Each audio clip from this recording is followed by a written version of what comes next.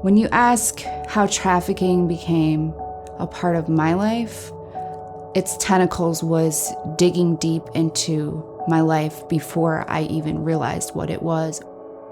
There was nothing ingrained in me in my childhood for you're better than this or you're worthy.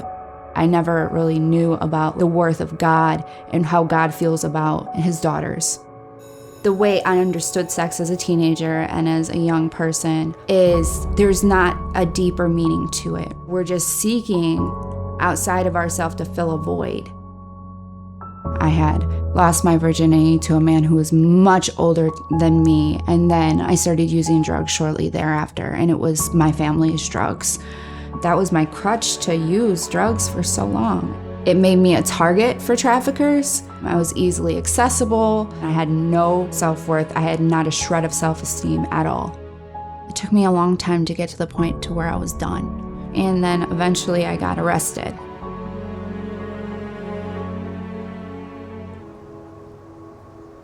I was one of the hopeless varieties that a lot of people said they probably would never get out, and I did.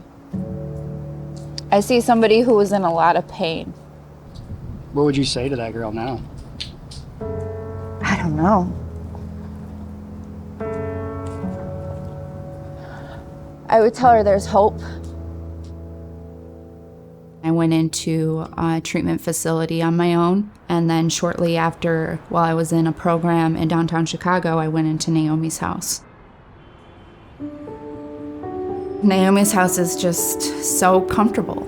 It was definitely like a home that I had always dreamed of that never thought that I would have. Every woman in there just showed so much grace and was so welcoming. What I come from was complete hate, constantly having to watch my back, and I come into this house of women who just want to build me up, and I can tell they're walking with the Lord. It showed me a way that was so foreign to me, but was what God wanted for me all along. I would say when I came to Naomi's house, my relationship with him got really strong. There's devotions in the morning. Every woman in there, the shift supervisors, have all been instrumental in my journey with Christ. I went back to school while I was still in Naomi's house. I was able to accumulate 22 credits while I was there. I got my Certified Recovery Support Specialist certificate. I was a case aide, basically hung out with the clients and just took them to lunch and dinner, and I'm able to be an advocate for some of them. But the way it makes me feel when I'm able to help other women is the most immense amount of joy I have ever felt. And I believe that I went through everything I went through so that I can come back and help people that are just like me. And because of Naomi's house, I get the opportunity to do that every day.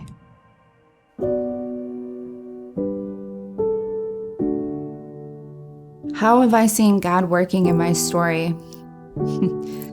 Whew, God, He's so good. He's all over my story. He's everywhere. My whole story has just been tailor-fit, better than I could have ever imagined. That's been my whole experience since I decided to surrender to Him. Okay. Oh, okay. I got it. All right. The year of the Lord's favor. The Spirit of the Sovereign Lord is on me, because the Lord has anointed me to proclaim good news to the poor.